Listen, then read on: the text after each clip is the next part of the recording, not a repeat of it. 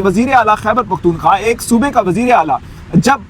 एक हुक्म लेके अडियाला जेल की तरफ पहुंचा तो उसने कहा कि मेरी मुलाकात कराई जाए। इस्लामाबाद हाई कोर्ट की तरफ से ये आर्डर है, लेकिन वही सुप्रीडेंट अडियाला जेल जो यहाँ से इस्लामाबाद हाई कोर्ट से अडियाला जेल की तरफ गया ये हुक्म सुन के कि इनकी मुलाकात कराई जाए, लेकिन उसको सुहेल अफरीदी साहब को मुलाकात नहीं करवाने दी गई। तो ये सूरत हाल आपने देखी कि कल वज़ीर आला सुहेल अफरीदी साहब जो है उन्होंने वहाँ पर धरना दे दिया, रोड के ऊपर बैठ गए और उन्होंने कहा कि मेरे पास आर्डर है, आप मेरी मुलाकात को यकीनी बनाएं इस आर्डर की बुनियाद के ऊपर, लेकिन उनकी मुलाकात नहीं करवाई गई। आपने देखा कि किस तरह से एक अदालतों की बेतौकीरी हो रही है। मैगज़ीन टुडे से मैं हूं अनस नवाज। नाज़रीन इकराम, इस वक्त मैं मौजूद हूं इस्लामाबाद हाई कोर्ट के बाहर। आप सब ने देखा होगा कि कल वज़ीर आला खैबर पख्तूनख्वा सुहेल अफरीदी साहब अडियाला जेल के बाहर बैठे हुए थे, रोड के ऊपर उन्होंने धरना दिया हुआ था। तो उन्होंने धरना क्यों दिया था और इस सारे मामले के ऊपर उसका पसे जो मंजर है वो क्या है, मैं आज आपको तफसीली बताऊंगा। कल हुआ ये कि इस्लामाबाद हाई कोर्ट के अंदर वज़ीर आला सुहेल अफरीदी ने एक दरख्वास्त जमा कराई थी कि मेरी इमरान खान साहब से मुलाकात कराई जाए। तो इसी हवाले से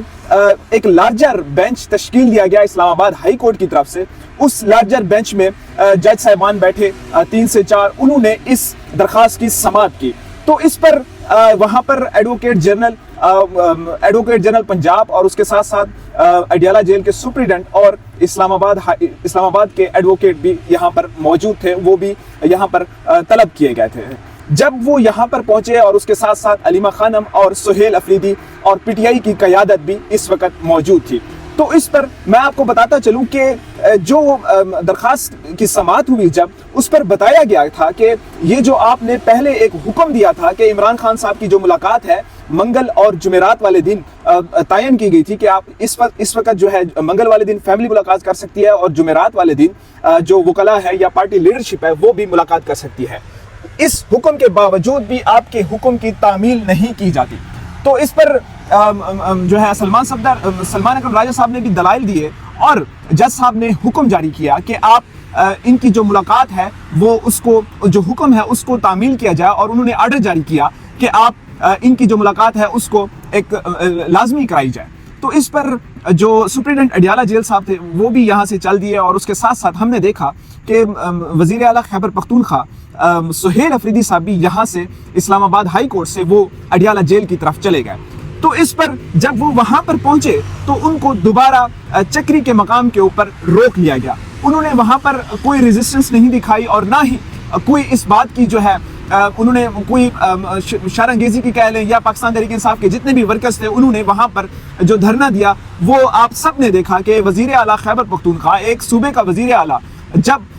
एक हुक्म लेके अडियाला जेल की तरफ पहुंचा तो उसने कहा कि मेरी मुलाकात कराई जाए। इस्लामाबाद हाई कोर्ट की तरफ से ये आर्डर है, लेकिन वही सुप्रीडेंट अडियाला जेल जो यहाँ से इस्लामाबाद हाई कोर्ट से अडियाला जेल की तरफ गया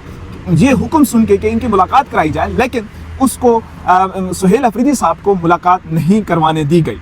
तो ये सूरत हाल आपने देखी कि कल वज़ीर आला सुहेल अफरीदी साहब जो है उन्होंने वहाँ पर धरना दे दिया, रोड के ऊपर बैठ गए और उन्होंने कहा कि मेरे पास आर्डर है, आप मेरी मुलाकात को यकीनी बनाएं इस आर्डर की बुनियाद के ऊपर, लेकिन उनकी मुलाकात नहीं करवाई गई। आपने देखा कि किस तरह से एक अदालतों की बेतौकीरी हो रही है। तो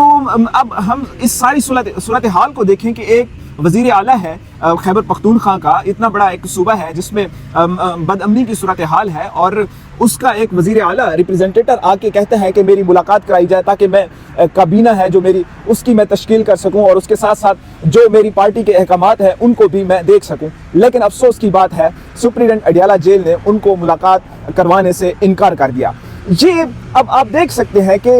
अदालतों के पास क्या होता है, अदालतों के पास सिर्फ और सिर्फ आर्डर होता है, हुक्म होता है, वो हुक्म जिसके ऊपर आम आवाम यकीन रखती है कि हमें जो अदालतें हैं वो यकीन दिया, हमारी जो बातें हैं जो इंसाफ है वो हमें दिलाएंगी। तो उस आर्डर की एक बड़ी वक़्त होती है आम शहरी के सामने, एक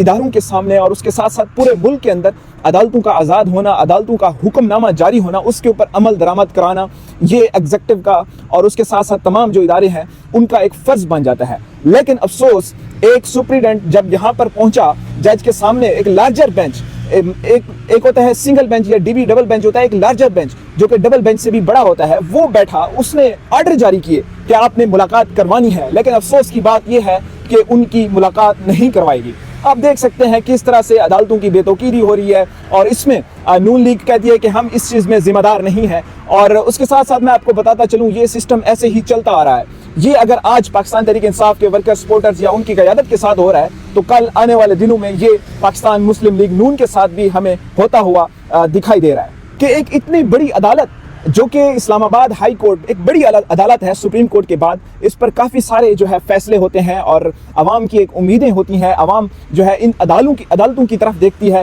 کہ یہ ہمیں انصاف دلائیں گی، لیکن افسوس کی بات یہ ہے کہ ان عدالتوں کا جو حکم ہے اس کو پھینک دیا جاتا ہے، ان کے حکم کی تعمیل نہیں کی جاتی۔ تو ایک لارجر بینچ جو کہ ڈبل بینچ سے بھی بڑا ہوتا ہے، ایک اسپیشل بینچ ہوتا ہے جس پہ ججز بیٹھتے ہیں، وہ جب وہ حکم نامہ جاری کرتے ہیں تو جتنے بھی ہمارے جو دوست تھے، صحافی حضرات تھے، کورٹ رپورٹر تھے، وہ یہی کہہ رہے تھے کہ آج سہیل افریدی جو کہ خیبر پختونخوا کے وزیر اعلیٰ ہیں، ان کی آج جو ملاقات ہے عمران خان صاحب سے آج یقینی ہو جائے گی۔ اس کی بنیادی وجہ یہ تھی کہ ایک لارجر بینچ نے یہ فیصلہ دیا تھا۔ یہ فیصلہ میں نے آپ کو بتایا کہ یہ وہ فیصلہ ہے جس پر پہلے بھی اسلام آباد اسی عدالت نے ایک حکم نامہ جاری کیا تھا عمران خان صاحب کی فیملی کو کہ منگل والے دن وکلاء اور اس کی فیملی ملاقات کر سکتی ہے، اور جمعرات والے دن اس کے دوست احباب اور پارٹی کی جو لیڈرشپ ہے وہ ملاقات کر سکتی ہے۔ لیکن افسوس کی بات یہ ہے کہ ان کو ملاقات نہیں کرنے دی گئی۔ ایک لارجر بینچ کے فیصلے کو کس طرح سے ایک ہوا میں اڑا دیا گیا۔ یہ ایک انتہائی